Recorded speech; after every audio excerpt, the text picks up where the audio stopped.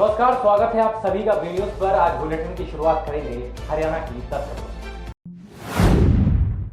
Cyber city Gurugram में corona की दूसरी लहर थमते ही लोगों ने लापरवाही बरतना शुरू कर दिया। सदर बाजार, सब्जी मंडी और गुरुग्राम के विभिन्न इलाकों में लोगों ने मास्क लगाना लगभग बंद ही कर दिया। तस्वीरों में आप देख सकते हैं कि किस तरह से लोग बिना मास्क लगाए सार्वजनिक स्थानों पर घूम रहे हैं। वहीं गुरुग्राम पुलिस भी लोगों से लगातार अपील करती नजर आ रही है कि कोरोना नियमों की पालना करें और घर से निकल रहे हैं तो मास्क लगाकर ही निकलें, ताकि आप भी सुरक्षित रहें और दूसरे भी सुरक्षित रहें। वहीं गुरुग्राम पुलिस लगातार लोगों को जागरूक करने का काम कर रही है, साथ ही साथ लोगों से अपील भी कर रही है कि कोरोना नियमों को फॉलो करें। लेकिन जो लोग मान नहीं रहे उनके खिलाफ चालान भी काटे जा रहे हैं।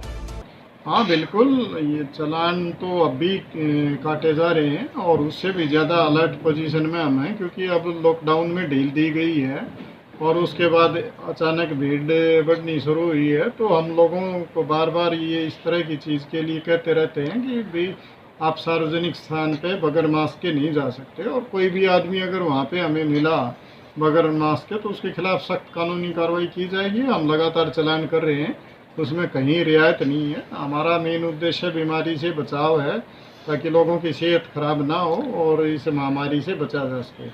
अब तक की अगर हम बात करें तो 1,75,178 चालान गुड़गांव पुलिस कर चुकी है मास्क के, और आगे भी ये अभियान पूरे जोरों से जारी रहेगा। मेरी लोगों से अपील है कि मास्क पहने और अपनी जो सोशल डिस्टेंसिंग है उसको अपनाएं, नहीं तो उनके खिलाफ कार्रवाई करने के लिए हमें मजबूर होना पड़ेगा। इस्तीफे के बाद रतनलाल कटारिया का पहला बयान सामने आया। आपको बता दें कि मीडिया के सामने रतनलाल कटारिया ने कहा कि ये बीजेपी है, आज सरकार में थे, कल संगठन में होंगे। साथ ही उन्होंने कहा कि हो सकता है इससे भी बड़ा पावरफुल पद मिल जाए। मैं तो आज भी पावरफुल हूँ। नहीं, ये उधर क्यों घट गया? हरियाणा की पावर कम हुई है। अब यार ये भारतीय जनता पार्टी है, आज सरकार में था, कल संगठन में आ जाऊंगा, क्या पता इससे भी ज्यादा जिम्मेदारियां बदलती रहती है। तो दर्जा क्यों छोटा किया गया आपका? कैबिनेट, आप कैबिनेट राज्य मंत्री थे, आपका दर्जा क्यों छोटा किया गया? यार 40 साल में कहीं फेरी कम हो गया और कहीं फेरी बढ़ गया। फिर भी कारण तो रहेंगे कुछ, है जी, कारण तो होंगे कुछ उसके बारे में। उसके कारण क्या रहे? यार हमारे लिए कोई कारण नहीं है, हम तो पार्टी के वर्कर हैं। भरी गर्मी में नगर निगम क्षेत्र में पेयजल किल्लत को दूर करने के लिए दावे किए जा रहे हैं। निगम अधिकारियों ने गर्मी शुरू होने से पहले ही बड़े बड़े दावे किए थे कि पेयजल की किल्लत नहीं रहेगी, लेकिन पूरे फरीदाबाद में पीने के पानी की दिक्कत जगह जगह देखने को मिल रही है। बल्लभगढ़ विधानसभा के सेक्टर 22 और 23 के लोगों ने कई दिनों से पानी न आने के विरोध में सोहना रोड स्थित जलघर में जाकर प्रदर्शन किया और खूब हंगामा भी किया। मौके पर स्थानीय पार्षद जयवीर खटाना और पुलिस बल भी पहुंच गया। जैसे तैसे लोगों को पीने की किल्लत दूर करने का आश्वासन दिए जाने के बाद लोग शांत। देखिए, आज से 1 महीने पहले वैसे तो लगातार यहाँ पर महीने भर में प्रदर्शन होते रहते हैं और हर साल होते हैं। सरकार की जिम्मेदारी बनती है कि जहाँ पर पानी का ज़्यादा संकट है वहाँ के लिए एक अच्छा बेहतरीन प्लान बनाए और उसको परमानेंट समाधान करे। अधिकारी सिर्फ मिसगाइड करने के अलावा कोई काम नहीं करते। आप देख लीजिए कि नेशनल हाईवे जो पूर्व दिशा है उसमें पानी की कोई समस्या नहीं या कोई जाम नहीं होते। जो पश्चिम दिशा है नेशनल हाईवे से, वहाँ पर इतनी स्थिति खराब है कि लोग हजार रुपए के टैंकर परचेज कर रहे हैं, और जो कि आप जानते हैं कि 250 रुपये या 220 रुपये से ऊपर हमारा फ्लैट रेट भी बिल नहीं है। आप समस्या बन रही थी पानी की करीब 6 महीने से तो ऐसी स्थिति है कि जो लास्ट वाले आधे मकान है जहाँ तक पानी पहुँचता है वहाँ तक तो पानी जा ही नहीं रहा है, और करीब 1.5 महीने से तो ये स्थिति आ गई है कि पानी बिल्कुल 4-4 के दिन में 5-5 दिन में पानी पहुंच रहा है, जिनमें सेक्टर 22, 23 से Shiv colony, east India colony, Shaheed Nagar, झुग्गियाँ, sector 52, sector 55, मतलब इनकी स्थिति खराब है। कोची, जिन लोगों ने, जिन गांवों ने अपनी ज़मीन दी डेवलपमेंट के लिए, डिपार्टमेंट को दे दी, भाई नगर निगम अपने आप तो बना नहीं, पंचायती ज़मीनें इनके पास चली गई, करोड़ रुपये की इन्होंने बेची, इन्होंने सैलरियाँ दी। आज वो लोग, वो गाँव वाले पानी के लिए तरस रहे हैं। इससे बेहतरीन तो पहले सिस्टम अच्छा था। अब अधिकारियों से मिले, क्या आश्वासन मिला आप? अधिकारी तो सिर्फ मिसगाइड करने के अलावा कोई काम नहीं करते। नशे की हालत में अधिकारी मिला है, क्या कहेंगे? देखिए, कुछ लोगों का कहना है और वाकई में स्मेल आ रही थी, एक्शन मदन लाल जी जो है नशे में थे, जब पकड़ा तो वो गिर भी गए, उठ इस तरह की हालत लग रही है उनकी। पब्लिक ने भी काफी धक्का मुक्की पब्लिक का, देखिए पब्लिक ने धक्का मुक्की में कसर छोड़ दी। काला मुंह होना चाहिए ऐसे अफसरों का, काला मुंह होकर इनके बिल्कुल बढ़िया सी होनी चाहिए, जो इन्हें पता चले कि इतनी दिक्कतें हैं। कोई फर्क नहीं पड़ता जेल जाने से किसी चीज़ से। कब तक इनकी समस्या पूरी हो जाएगी पानी की? आपको SHO अनिल है श्रीमान 58 से SHO थाने के, उन्होंने आश्वासन दिया है और जबान दी है कि 10 दिन में इसका परमानेंट समाधान होगा या मैं अपनी सीट को छोड़ दूंगा। यहाँ से अगर 10 दिन में समाधान नहीं हुआ तो क्या रणनीति रहेगी सर? सीट छोड़ देंगे वो अपनी। यहाँ से एक्शन के द्वारा कमिश्नर को फोन किया गया, तो वहाँ से कुछ बातचीत हो पाई? किससे? कमिश्नर तो मीठी गोलियां लाती है पॉकेट में रख के, वो आती है, हाँ जी एक्शन साहब क्या हो गया मैडम, वहाँ पानी की दिक्कत है, अच्छा ये लो, बोल देना हो जाएगा। 3 दिन बाद मैडम ऐसे ठीक है कल हो जाएगा। तो सिर्फ मिसगाइड करने के अलावा कमिश्नर के पास कोई काम नहीं। अब SHO साहब ने 1 हफ्ते का टाइम दिया, अगर उसके बाद भी नहीं होती समस्या नहीं होती है तो वो रिजाइन देंगे और उसके बाद हम नेशनल हाईवे जाम करेंगे। और वैसे हमें पक्की पता है कि ये समाधान उस पे या अन्य है, इन पे नहीं है समाधान। ये लोकल बॉडी डिपार्टमेंट है, ये अफसर जब तक पिटाना और जेल ना जाए ना, जब तक सुधरते नहीं है। नंबर 4 है समस्या, सिर्फ पूरे फरीदाबाद में पानी की समस्या नहीं है। पानी की समस्या है सेक्टर 23, 22 और 23A में और संजय कॉलोनी। भाई ये छोटा सा एरिया है जिसके अंदर सबसे ज़्यादा समस्या पानी की। पानी आता है 4 दिन में, 5 दिन में एक बार। जलघर पहुंचे हैं, आप विरोध प्रदर्शन कर रहे हैं, तो अधिकारी आए आपके? अभी तक तो कोई सुनवाई नहीं है, कर रहे हैं, आगे और करेंगे, जैसे मार्गदर्शन होगा वैसा करेंगे। कहाँ शिकायत दी है आपने पानी की समस्या को? सब जगह कर दीजिए, मूलचंद शर्मा से भी कर दी। अभी महीना पर पहले गए थे उनके पास, उन्होंने आश्वासन दे दिया, मीठी लॉलीपॉप खिलाई है, चलो तब तक तो चूसते रहो जब तक खत्म नहीं होती, आगे फिर रहेगी आगे की आपकी? जैसे आगे हमारा मार्गदर्शन करेंगे वैसे होएगी, आगे और कई कार्रवाई होएगी वैसे करेंगे। दिल्ली पुलिस की स्पेशल सेल द्वारा ड्रग्स रैकेट का भांडाफोड़ करने के बाद स्पेशल सेल की टीम दोबारा फरीदाबाद सेक्टर 65 के उसी NSG विहार में पहुंची और वहां तलाशी दी। स्पेशल सेल की टीम वहां करीब आधे घंटे तक रुकी। दिखाई दे रही है तस्वीरें फरीदाबाद के NSG विहार कॉर्पोरेटिव सोसाइटी की है, जहां से दिल्ली पुलिस की स्पेशल सेल ने गुरप्रीत और गुरजोत से 364 किलोग्राम ड्रग्स की बरामदगी की। होटल में आज कांग्रेस पार्टी द्वारा बढ़े पेट्रोल डीजल और आए दिन बढ़ती महंगाई के खिलाफ साइकिलों पर चलकर पैदल चलकर प्रदर्शन किया गया। ये प्रदर्शन कांग्रेस के पूर्व विधायक उदय बान के नेतृत्व में किया गया और ये भीमराव अम्बेडकर स्कूल से लेकर शहर होते हुए लघु सचिवालय तक किया गया। पूर्व विधायक उदय बान बैलबुग्गी में गैस सिलेंडर पर बैठकर लघु सचिवालय तक पहुंचे और लोगों के हाथों में महंगाई को लेकर पट्टियां, जिन पर तरह तरह के स्लोगन लिखे हुए थे, उनके हाथ में थमाए। उदयबान ने भाजपा सरकार को जमकर कोसा और कहा कि भाजपा सरकार लोगों से झूठ पर झूठ बोलकर राजनीति कर रही है, लोगों को दाल रोटी के लाले तक पड़ रहे और इस सरकार की नाक में नकेल डालने के काम आएगा।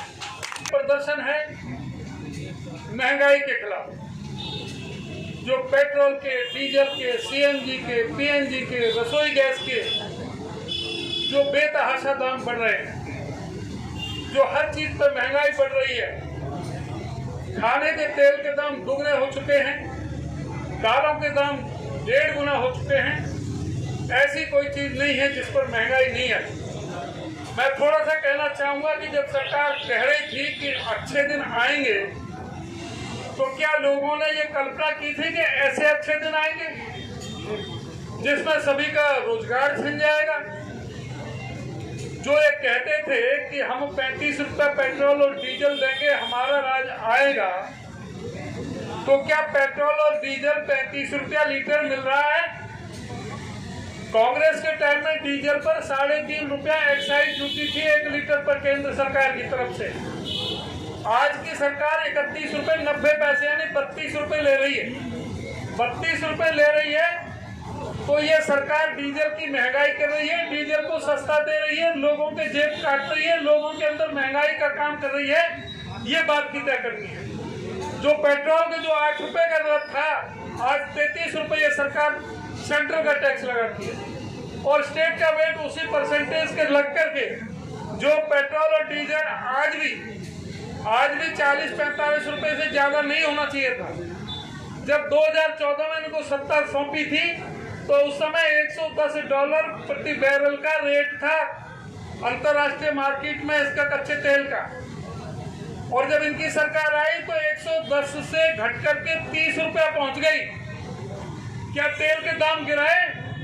तेल के दाम गिराने के बजाय तेल पर टैक्स पर टैक्स, टैक्स पर टैक्स, टैक्स पर टैक्स लगा दिया। एक भी नया पैसा किसी भी आम आदमी को इन्होंने राहत प्रदान नहीं की। आज भी जो 2014 में रेट $110 का था, आज भी वो $70 का है। यानी कि जो 55 रुपए लीटर डीजल मिलता था, अगर उस हिसाब से लगाएं तो आज 33 रुपए डीजल मिलना चाहिए। बिजली मंत्री रणजीत सिंह के निर्देश अनुसार बिजली चोरी रोकने का अभियान चलाया जा रहा है। यूएचबीडीएन और डीएचबीडीएन ने बिजली चोरी पकड़ने के लिए सुबह से शुरू किया ये बड़ा अभियान। बिजली चोरी करने वालों पर 13 करोड़ 75 लाख रुपए का जुर्माना लगाया गया। आपको बता दें कि 560 टीमों ने अभियान के तहत 14,846 मामलों की चेकिंग की। 3,266 बिजली चोरी के मामले पकड़े गए। विभिन्न श्रेणियों की बिजली चोरी का 7,634 किलोवाट लोड पकड़ा गया और ये अभियान अभी भी जारी है। टोटल हमने कल सुबह 4 बजे शुरू करा था और इसमें हमारी 507 टीमें थी।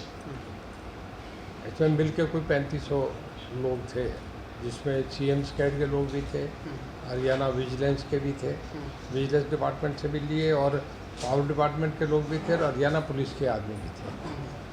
हमने 15 दिन से रैकिंग कर रहे थे। सीएम साहब की परमिशन के बाद हम डिपार्टमेंट के जो सीनियर लोग हैं, एसीएस हैं, एमडीज हैं और हमारे डायरेक्टर्स हैं, उनसे सलाह करके हमने बनाया कि ये प्लान कैसे करा जाए और बड़ा कॉन्फिडेंटली इस मामले को रखा गया। विद इन कैमरा था, किसी को खबर नहीं थी।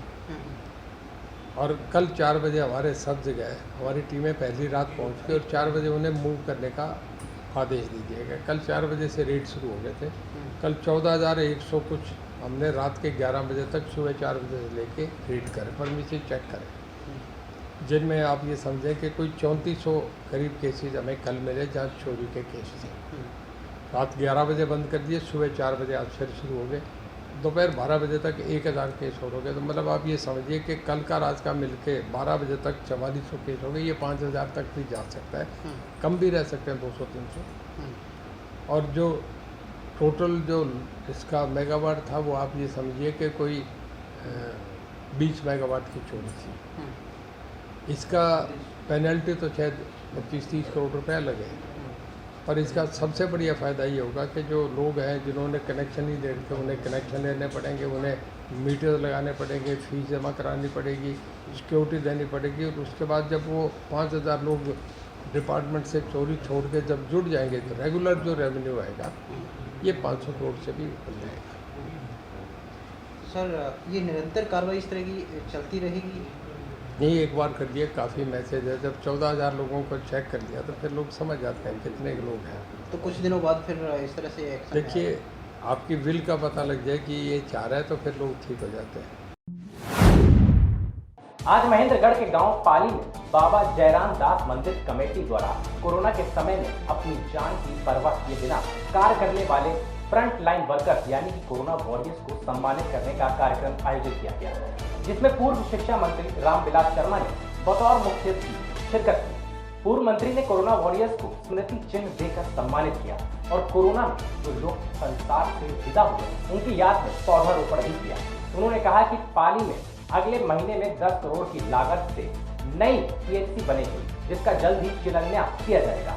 उन्होंने कहा अब विधानसभा के सभी गांवों में कोविड-19 की वैक्सीन का टीकाकरण किया जाएगा। पाली बाबा जयराम दास धाम पर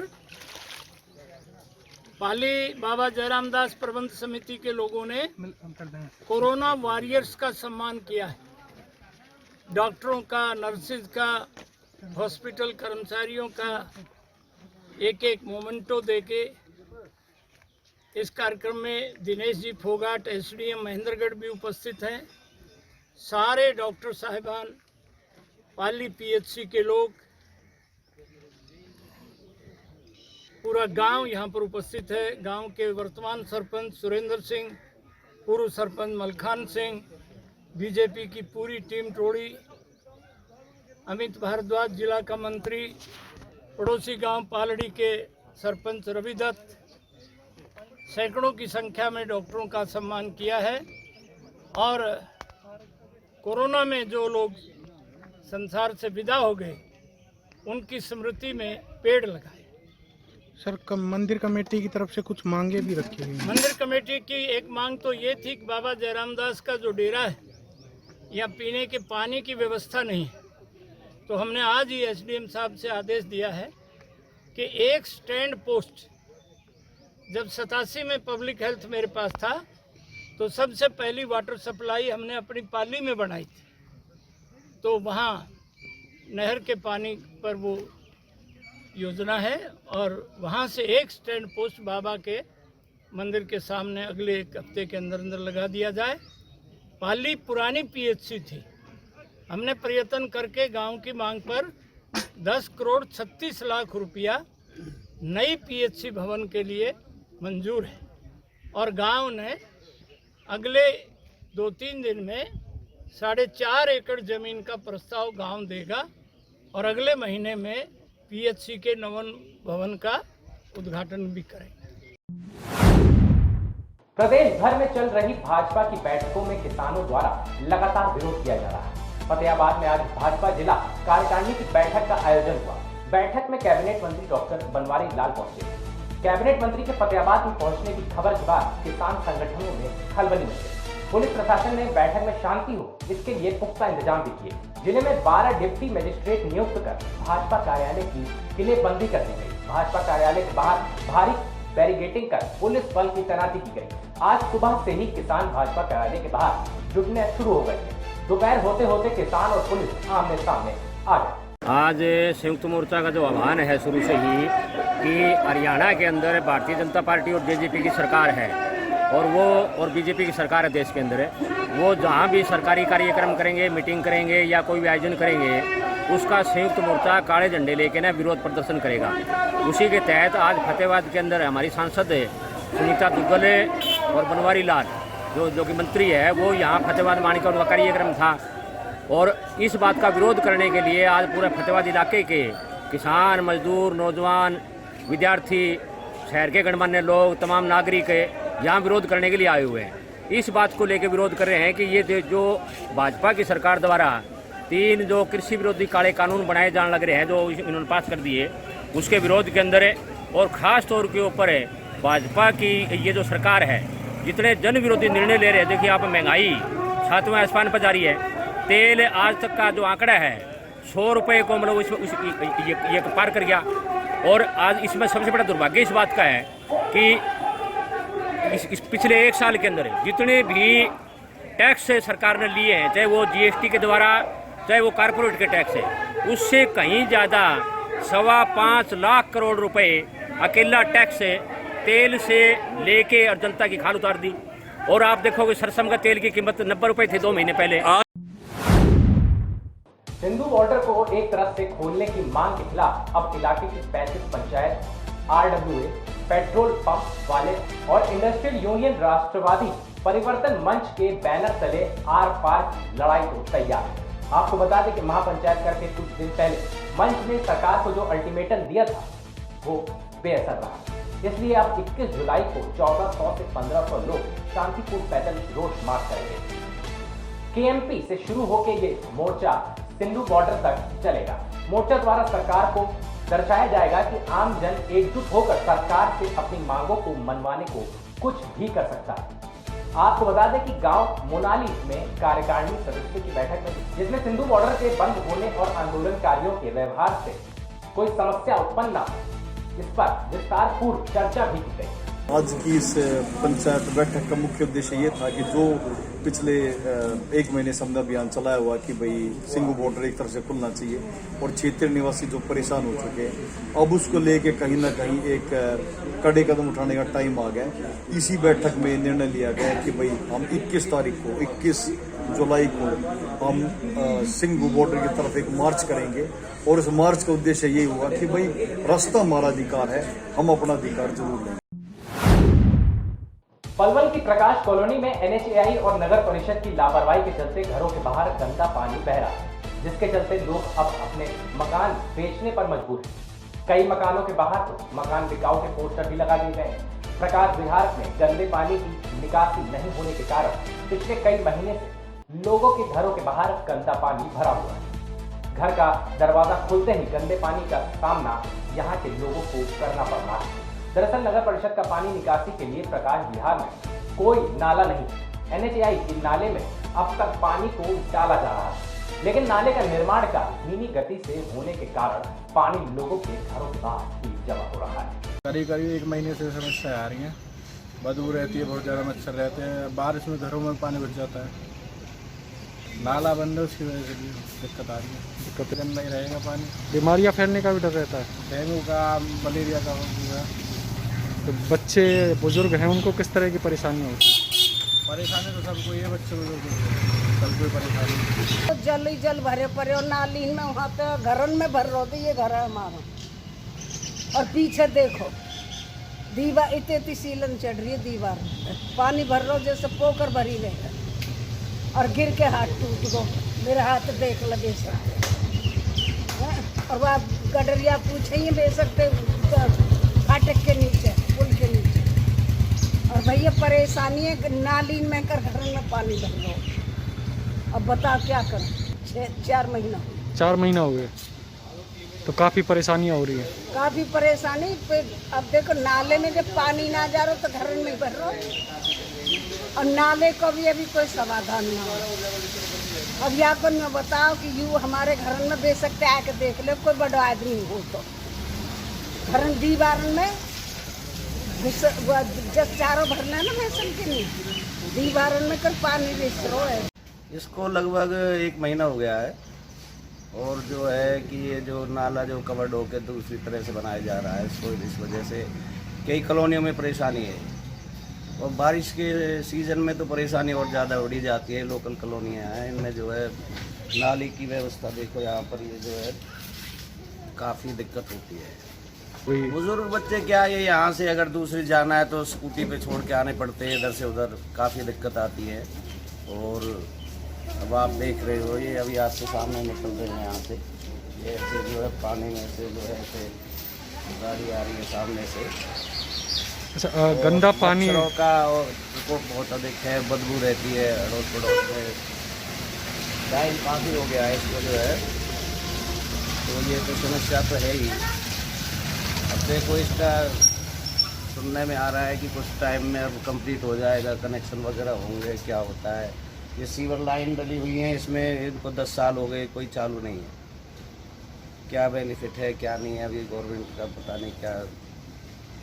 अच्छा, सीवर लाइन की समस्या को लेकर पार्षद को अवगत कराया हो? नहीं, पार्षद क्या कर सकते हैं जी इसमें, ये तो जो है अभी चालू ही नहीं है। जिस दिन से कंप्लीट कब की डली हुई है, हमारी 10 साल तो हो गए होंगे, 10 साल हो गए इसको डले हुए, और 10 साल से चालू नहीं है कोई सीवर लाइन कहीं पूरे।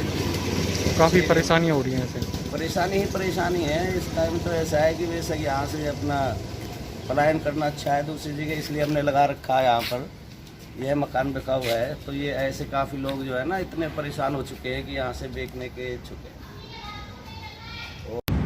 देखिए, इस विषय पे क्योंकि बारिशों का मौसम आने वाला है, और जो आप बात बता रहे हैं ये हमारे भी संज्ञान में है कि ऐसी कठिनाई ताकि नगरवासियों को ना हो, तो इस बारे में बार बार मैंने बैठक भी ली है, और नगर परिषद के जो कार्यकारी अभियंता है उनको इस बारे में नोडल ऑफिसर बनाकर उनको जरूरी दिशा निर्देश दे दिए गए हैं कि जहाँ भी जल भराव की समस्या गत वर्ष में रही है या इस बार हम अंदेशे में है कि होगी, तो वहाँ पहले से ही जरूरी कार्यवाही करते हुए प्रावधान कर दें कि बारिशों के मौसम में किसी को कोई समस्या ना आए।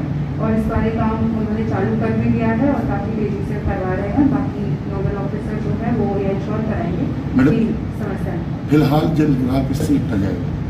देखिए, जहाँ पर भी जल भराव पिछली बार रहा था, इस बार पूरा कोशिश है कि अगर वहाँ कोई नाली टूटी हुई है, जैसे नालों की हम सफाई करा रहे हैं पूरे शहर में, मैंने सभी नगर परिषदों को निर्देश दे दिया है। स्पेशल पलवल में क्योंकि पिछली बार भी समस्या आई थी, तो कार्यकारी अभियंता नोडल अधिकारी बनाए गए हैं, और वो अपने विभिन्न जो जूनियर इंजीनियर्स के माध्यम से हर नाले की सफाई करा रहे हैं ताकि कहीं भी जल भराव की समस्या या सीवर ओवरफ्लो जो सीवर है है वो तो पब्लिक हेल्थ देखता है, लेकिन जितने भी नाले नगर परिषद के तहत पड़ते हैं जो उनकी ओनरशिप है उन सबकी सफाई कराई जा रही है ताकि जल भराव की समस्या ना आए।